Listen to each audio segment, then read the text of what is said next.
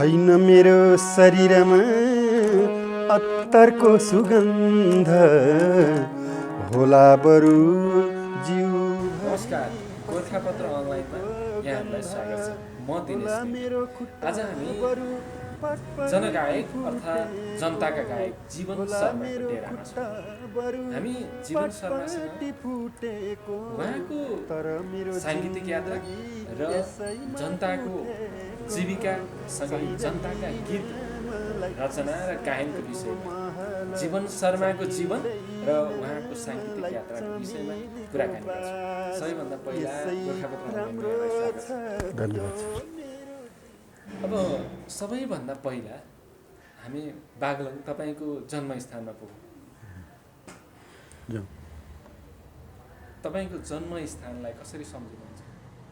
म एउटा लेक, पहाडको काखमा टाकुराको अलि तल लेकमा जन्मेको हो। बागलुङ जिल्लाको पाई भन्ने गाउँ छ, जैमिनी नगरपालिका, अहिले वार्ड नम्बर 10 पर्छ। त्यो पाईमा जन्मेको र सानोदेखि त्यही बचपन त्यही हुर्क्यो। अलि ठुलो भएपछि स्कुल जान थालियो।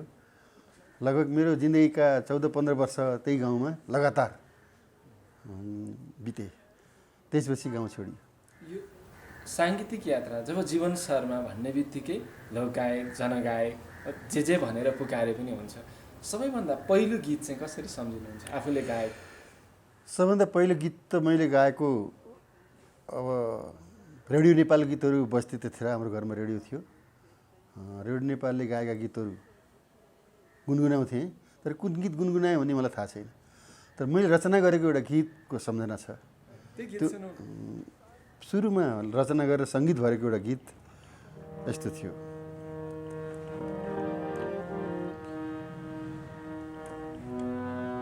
कति छन् यहाँ छटपटाइरहेका निशालाई देखेर, चाँडै नै आओस् बिहानी सुन्दर अँध्यारो चिरेर।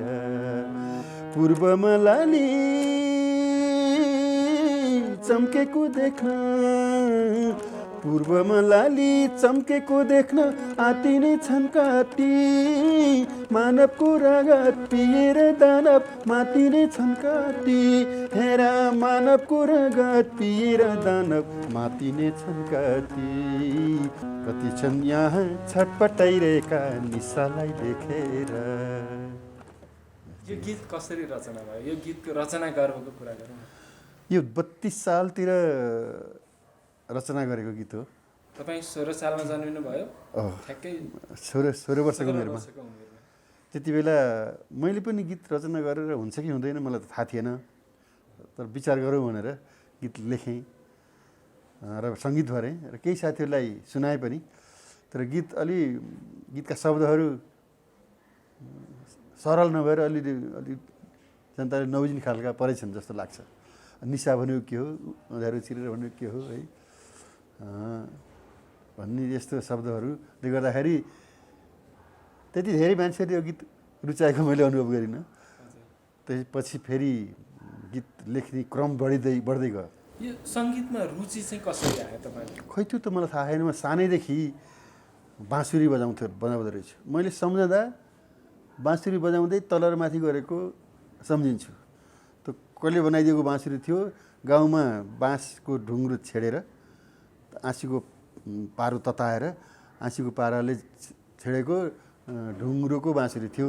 त्यो सुई सुई पार्दै तल र माथि दोहोर्दै गर्दो रहेछु मैले। त्यही बेलामा पारिपरिको एउटा भाउजूले गाली गरे, दिन रात कति क्याउ क्याउ गरेर बाँसुरी बजाइरहेको यस्तो भनेर भेट्दाखेरि उनलाई झिजो लाएर रहेछ। त्यो न सुर न तालसित बाँसुरी बजाउँदै हिँडेको है। त्यो सम्झना छ मलाई। र यसो विचार गर्छु अहिले, त्यो अनकन्सियस माइन्डमा पनि सङ्गीतप्रतिको अनुराग रहेछ त्यति बेला भन्ने लाग्छ। बाँसुरीले नै तपाईँलाई सङ्गीतप्रति आकर्षित गरायो? बाँसुरीले आकर्षित गराएको होइन, सङ्गीतप्रतिको अनुरागले बाँसुरीतिर आकर्षित भइयो। जनताले बुझ्ने गीत कहिलेदेखि गाउनु थाल्यो? जनताले बुझ्ने गीत मैले 38-39 सालदेखि मैले अलिकति गीत सङ्गीत के हो भन्ने कुरा पनि लगभग थाहा हुन थालेछ। र त्यस लगभग त्यही 38-39 सालदेखि पछिका गीतहरू प्रायः जनताले बुझ्ने खालका छन्। पहिलो जनताले बुझ्ने गीत चाहिँ कुन हो? पहिलो जनताले बुझ्ने गीत त यही हो। सिमली छायामा बसी भरिया लामो सास फेरेको उमेर भइसक्यो 80 झन्ठुला दुःखले घेरेको सिमली छायामा बसी भरिया लामो सास फेरेको उमेर भइसक्यो 80 झन्ठुला दुःखले घेरेको छोरा छोरी पाले ताले यही भारीको भरमा छोरा छोरी पाले ताले यही भारीको भरमा जीवनभरि कहिल्यै पनि सुध्रिएन कर्म वैशाखको धुपमा पनि सुख पाइन मैले वैशाखको धुपमा पनि सुख पाइन मैले साउनको बाढी पहिरो भन्न पाइन मैले निमुखो यो सर्वहार सातुको कोसेली फुकायो भिजेको जिउको सारा डाँडामा पसिना सुकायो सिमली छायामा बसी भरिया लामो सास फेरेको। यो गीतको रचना चाहिँ कसरी भयो? यो गीत एउटा यथार्थ घटनामा आधारित गीत हो। यो कुनै पिँढीमा बसेर अथवा यस्तैमा बसेर कल्पनामा गरेर लेखेको गीत होइन। मैले बाटोमा हिँड्दै गर्दा एउटा भरिया चौतारीमा बसेर पसिना पुछिरहेको देखेँ। यो पोखरातिरको स्याङ्जाको कार्कीनेटा भन्ने ठाउँ छ। कार्कीनेटाको उकालोको बिचमा एउटा चौतारी छ। त्यो चौतारीको भरियालाई देखेर म उनसित करिब 1 घन्टा जति पौने घन्टा त्यस्तै कति बसेँ। उनको जिन्दगीको विषयमा कुरा बुझ्ने मलाई उत्कण्ठा जाग्यो। त्यो उत्कण्ठाले उनसे धेरै प्रश्नहरू मैले गरेँ। ती प्रश्नहरूका उत्तरहरू यति दयनीय थिए, यति कारुणिक थिए कि उनको जिन्दगीको दशा, जीवन दशा देखेर म एकदम भित्रभित्र मेरो हृदय तरङ्गित भइसकेको रहेछ। उनलाई छोडेर म माथि डाँडामा पुग्दाखेरि मनमा नै यो गीत बनिसकेको थियो। हो, भरिया चाहिँ को हुनुहुन्थ्यो? भरियाको नाम थाहा छैन, त्यति बेलाको कुरा हो। उनको गाउँ खोटाङ भन्ने थाहा छ है। खोटाङको एकजना राई जातिको भरिया हुनुहुन्थ्यो। उहाँको जीवन दशा देखेर मैले चाहिँ यो रचना आफै मैले लेख्छु भन्ने पनि मलाई थाहा थिएन। गीत लेख्न उनीसित भेट भएको पनि होइन। भेट भयो, उनको जिन्दगीको कहानी सुने। त्यो कहानीले यो गीत आफै निस्क्यो। तपाईँको पुर्खा अथवा बुवा त 60 मुरी धान फल्ने, त्यति नै कोदो मकै फल्ने धनी मानी, त्यतिखेर त घोडा फेरि फेरि चढ्नुहुन्थ्यो भनिन्छ। तपाईँ चाहिँ कसरी यो गरिब जनताको गीत गाउनु? स्कुल पढ्दाखेरि हामीमा एउटा चेतनाको विकास भएको जस्तो लाग्छ मलाई। गरिबलाई माया गर्नुपर्छ, गरिबको मुक्तिको निम्ति सङ्घर्ष गर्नुपर्छ, देश र जनतालाई माया गर्नुपर्छ, राष्ट्रको समृद्धिको लागि हामीले सोच्नुपर्छ। आफ्नो जिन्दगीको विषयमा भन्दा देश र जनताको विषयमा सोच्नु, उनीहरू त्यसलाई माया गर्नु धेरै उच्च स्तरको एउटा सोचाइ हो भन्ने खालका नवचेतनाका लहरहरू आए मनभित्र। अब कतिपय पुस्तकको कुराले पनि प्रभाव पार्यो, कतिपय गुरुहरूको कुराले प्रभाव पार्यो। र जोस् हाम्रो देश नेपाल किन अविकसित छ र यसलाई कसरी विकसित गर्न सकिएला, र नेपाली जनताहरू किन गरिब छन् र यी सबैलाई कसरी समृद्ध पार्न सकिएला, त्यस्तो खालको भावनामा भित्र खेलिरहन्थ्यो। त्यही भावनाले अब गीत सङ्गीतको माध्यमबाट जनतालाई जागृत गर्न सकियो भने उनीहरूले आफै आफ्नो जिन्दगी बदल्ने व्यवस्था निर्माण गर्न सक्छन्, आन्दोलन गर्न सक्छन् र यो गरिबी, यो अशिक्षा र अविकसित अवस्थाबाट मुक्ति पाउन सक्छन् भन्ने त्यो खालको एउटा मनभित्रको विश्वासले म यो गीत लेख्न थालेँ। तपाईँको त्यो बाल्यावस्था अथवा युवा अवस्थामा तपाईँले देख्नुभएको गरिब, आज देख्नुभएको गरिबमा के हक्का देख्नुहुन्छ? गरिबी त्यति बेला गरिबी असह्य पीडामय थियो। गरिबी भौतिक रूपमै पनि मानसिक रूपमा पनि। अब आमाहरूले, दिदीबहिनीहरूले, भाउजूहरूले फाटेका साडी टालेर लाउने गर्थे। बिहानै बेलुका 2 छाक राम्रोसँग खान पाउने सम्भावना थिएन। एक घान मकै भुटेर खाएर निर्वाह गर्नु पर्थ्यो बेलुका, अथवा एउटा कोदाको रोटी खाएर खुर्सानी र नुन खुर्सानीमा डोबेर कोदाको रोटी खाएर गुजारा गर्नु पर्थ्यो। त्यो गरिबी त्यति बेला थियो, गरिबीको पराकाष्ठा थियो, पैसा कसैसँग हुँदैन थियो। अहिले पनि गरिबी छ, तर अहिलेको गरिबी दुवैतिर कतारतिर पुगेको छ। त्यहाँ गएर टन्टलापुरी घाममा बाटो खन्ने, त्यो टन्टलापुरी घाममा भेडा चराउने मरुभूमिमा गरिबी त्यहाँ पुगेर दुःख पाएको छ। र अलिअलि पैसा आएर नेपालमा नाना चाचा हुने गरेको छ। त्यहाँ त्यति बेला गरिबी र अहिले गरिबीमा त्यो अन्तर छ। त्यो बेलाको गरिबीको एउटा गीत छ, गरिब त्यो झुप्रो भित्र के बाँचेको होला, एक पेट कहिल्यै खान नपाई, एक कहिल्यै लाउन नपाई, गयो उसको चोला, के बाँचेको होला। आजका गरिबहरू आज गरिबहरूको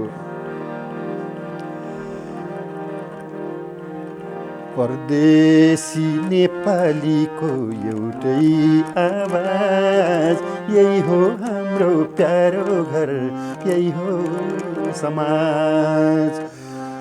दिन र रात पसिनाका धारा, गाउँघर सम्झी रुन्छु चौधारा, हुन्न भो फर्के भाइ फर्कौँ आफ्नै घर, जान मन छैन यो हुन चौकीदार भनेका परदेशमा गएका पीडाहरू छन्। अहिले विद्यालयकै अब्बल विद्यार्थी, इन्जिनियरिङ पढ्न काठमाडौँ आउनुभन्देखि इन्जिनियरिङको विद्यार्थी कसरी गाएको?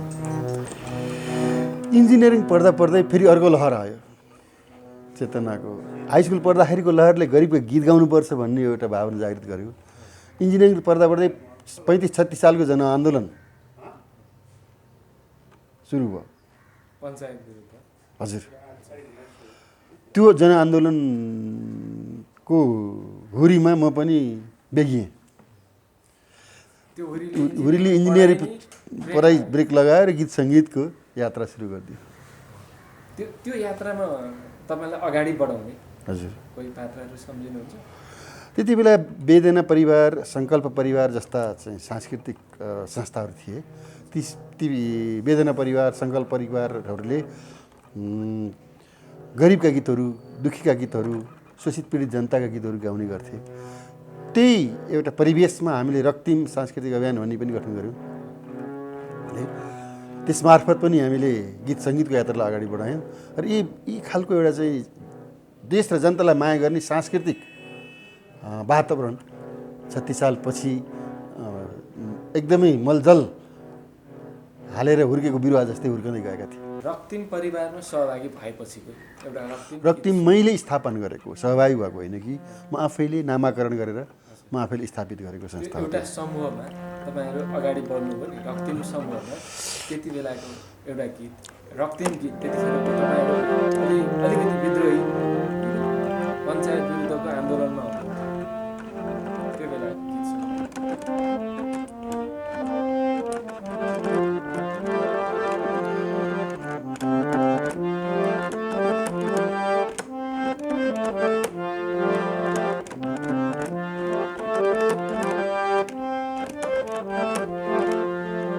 हत्केलाले छेकु कि पछ्यौरीले ढाकु कि, हत्केलाले छेकु कि पछ्यौरीले ढाकु कि, यो हो हाम्रो जीवन ज्योति बतासले निभाउँछ कि, हुरी चल्यो झन्झन यो रातो लालटिन, हाम्रो रातो लालटिन, यो रातो लालटिन, हाम्रो रातो लालटिन। हत्केलाले छेकु कि पछ्यौरीले ढाकु कि,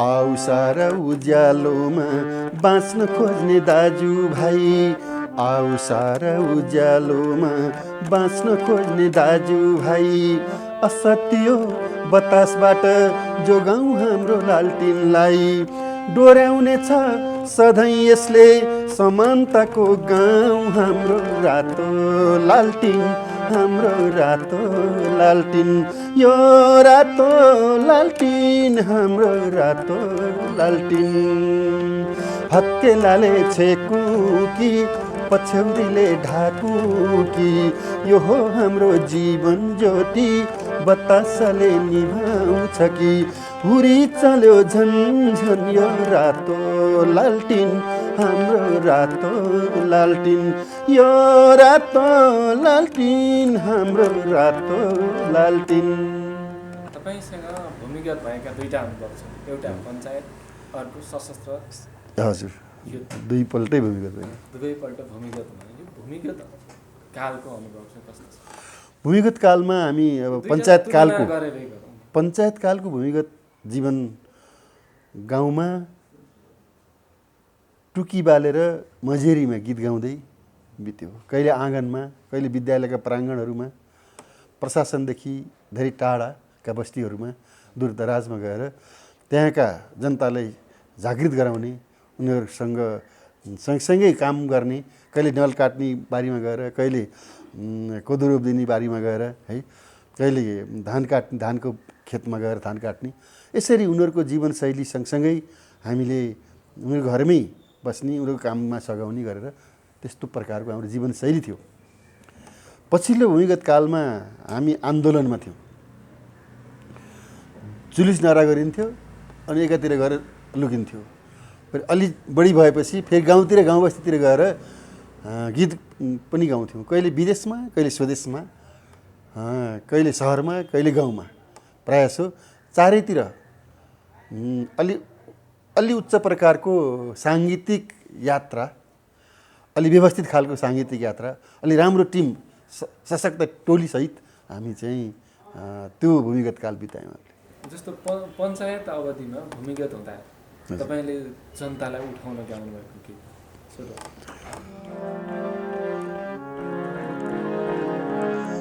म निर्धाको गाथा लेखेर गीत सुनाउँदै हिँड्छु म दुखीको बेथा देखेर आँसु बगाउँदै हिँड्छु म निर्धाको गाथा लेखेर गीत सुनाउँदै हिँड्छु म दुखीको बस्ती बस्तीमा चेतना जगाउँदै हिँड्छु म निर्धाको गाथा लेखेर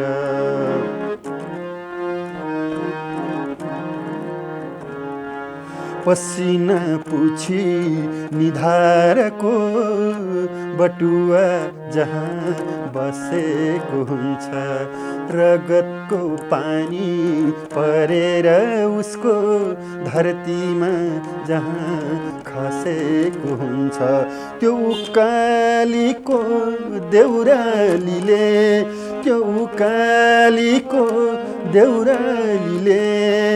मलाई सधैँ डाकेको हुन्छ त्यो बरपिपलको छहारीले मलाई सधैँ डाकेको हुन्छ म निर्धाको गाथा लेखेर गीत सुनाउँदै हिँड्छु म दुखीका बस्ती बस्तीमा चेतना जगाउँदै हिँड्छु म निर्धाको गाथा लेखेर। तपाईँले गाउनुभएको, रचना गर्नुभएको थुप्रै गीतहरू भूमिगत रहँदा तपाईँको क्यासेटको मास्टरपिस हरायो, पीडा चाहिँ कस्तो थियो? ज्यानै हराउने खतरा थियो। मास्टरपिसको त के कुरा,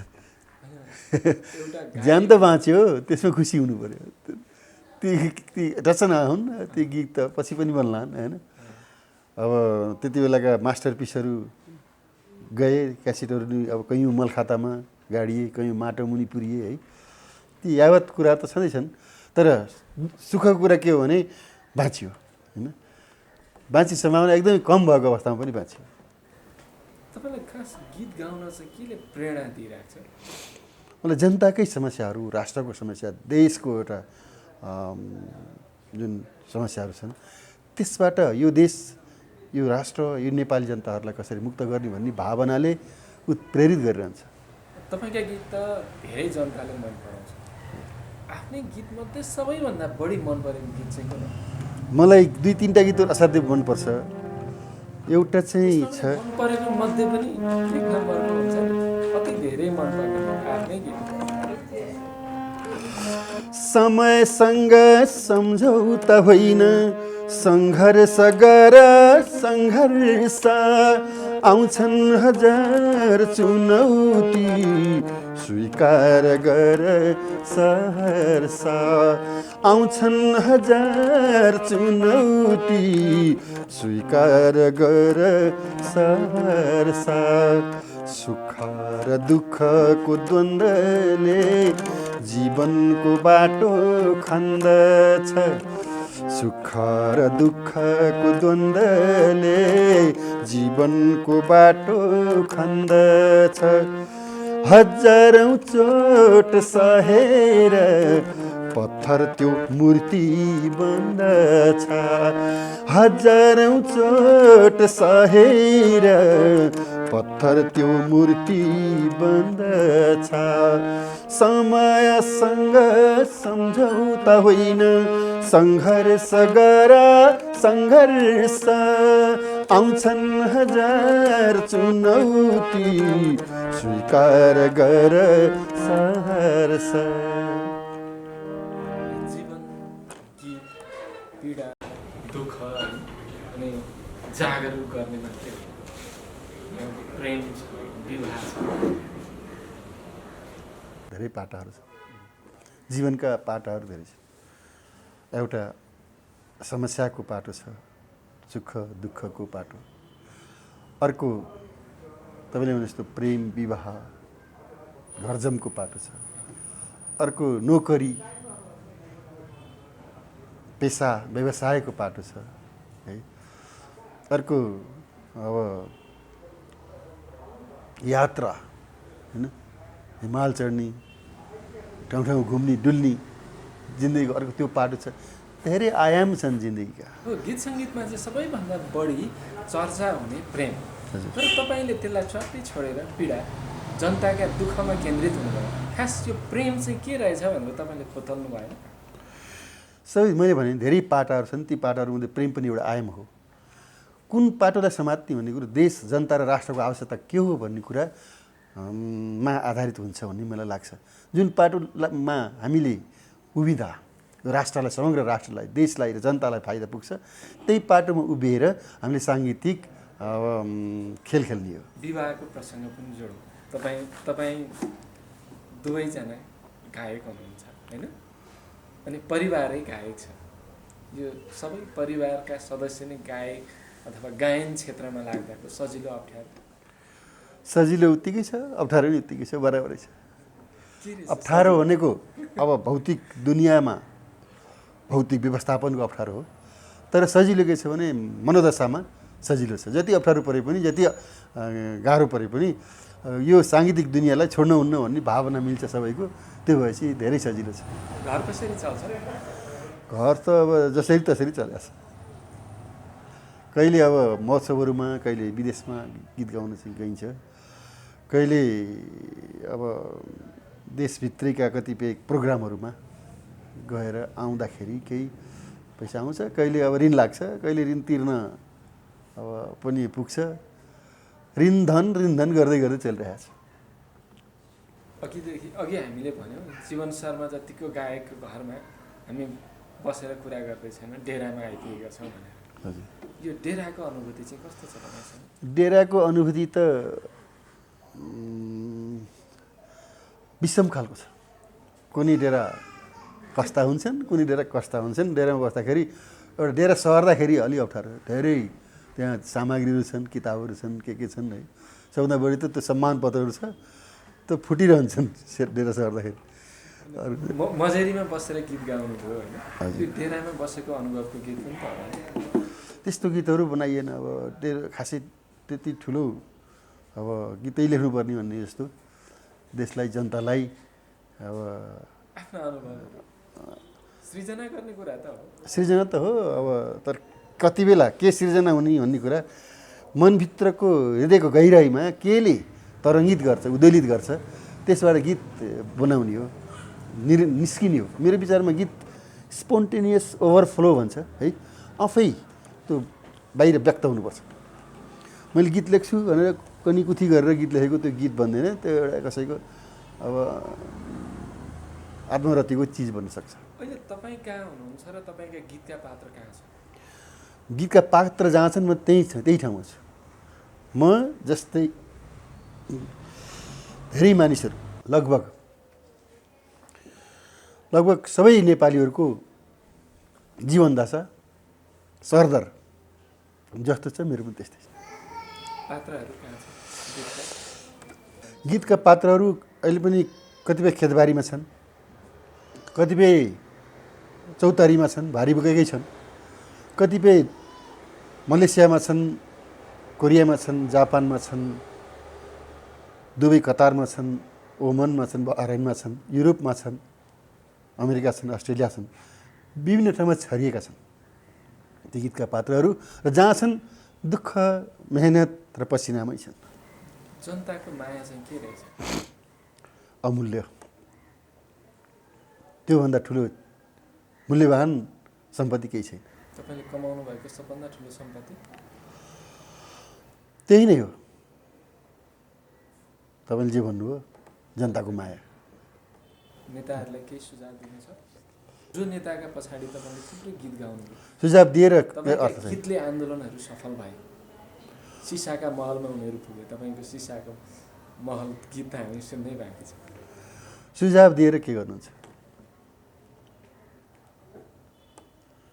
सुझाव हामीले दिने होइन, हामीले देशको अवस्था देखाइदिने हो। देशको अवस्था देखाउने गीत सुन्नु। हजुर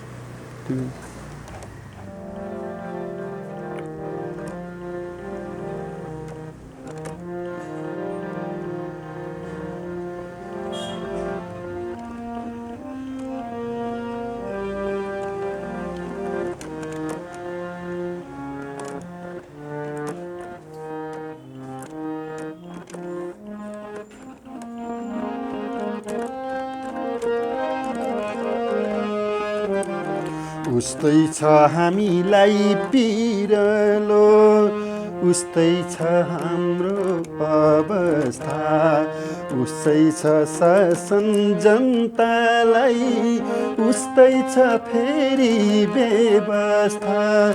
उस्तै छ हामीलाई पिरलो, उस्तै छ हाम्रो अवस्था, उस्तै छ शासन जनतालाई, उस्तै छ फेरि व्यवस्था, उस्तै छ हामीलाई पिरलो।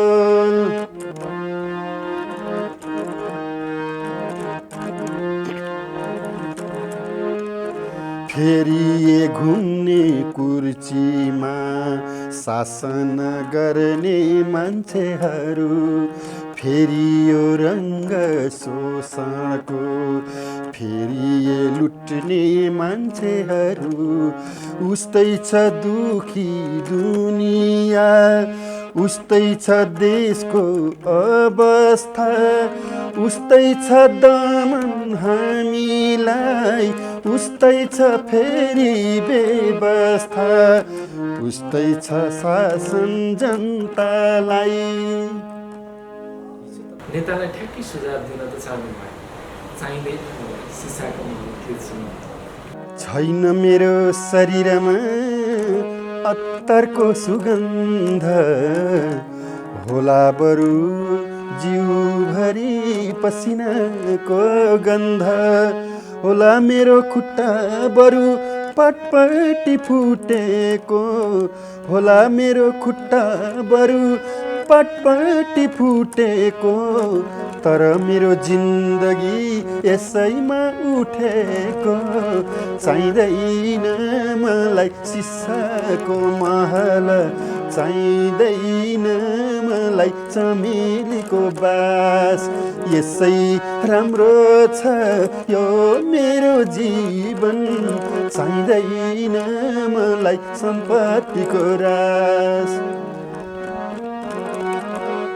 कालो धन थुपारेर मस्ती गर्नुभन्दा कालो धन थुपारेर मस्ती गर्नुभन्दा हलो जोत्नु गिटी कुट्नु होला राम्रो धन्दा होला बरु झोपडीमा भोकै सुत्नु राम्रो होला बरु झोपडीमा भोकै सुत्नु राम्रो बितोस् बरु जिन्दगी पसिनामै हाम्रो चाहिँदैन मलाई सुनको दरबार चाहिँदैन मलाई हिरा मोतिहार यसै राम्रो छ मेरो पैदल यात्रा चाहिँदैन मलाई टलिकने कार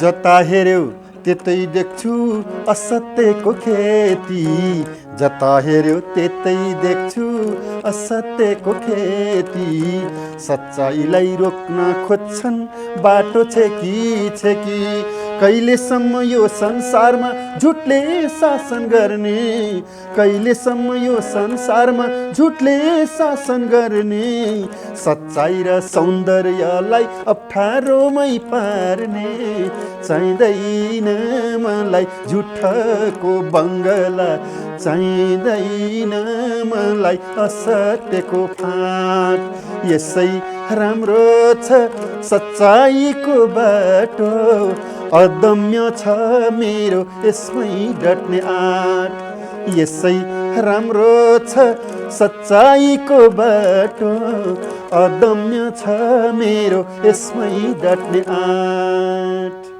हिजो तपाईँसँग के थियो आज के छ हिजो पनि मसँग सङ्गीत थियो गीत थियो जनताको भाका थियो आज पनि जनताको भाका छ गीत छ सङ्गीत छ त्यति नै हो त्यही भए काफी छ त्यो नारायणी किनारमा माछा मार्दै गर्दा जुन गीत खोलेको थियो नि तपाईँले माछा मार्दै गरेको देख्दा त्यही गीतदेखि भेट मार हस्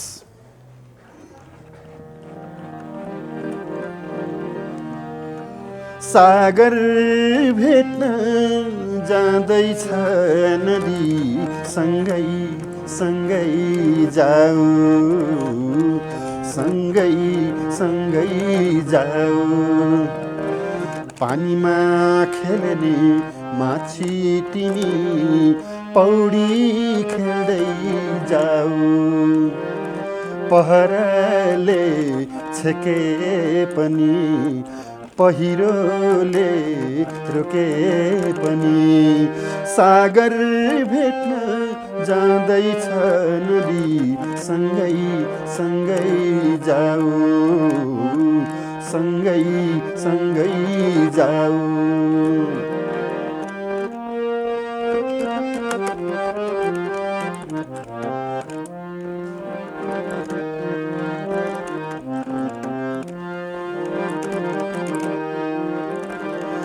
जलथा पिहिडिने जलहरीको पासोमा कतै नपस्नु है दुष्टले तिमीलाई झुक्काइदेला बल्छीमा कतै नफस्नु है जलथा पिहिडिने जलहरीको पासोमा कतै नपस्नु है दुष्टले तिमीलाई झुक्काइदेला बल्छीमा कतै नफस्नु है पानीमा खेल्ने माछी तिमी पौडी खेल्दै जाऊ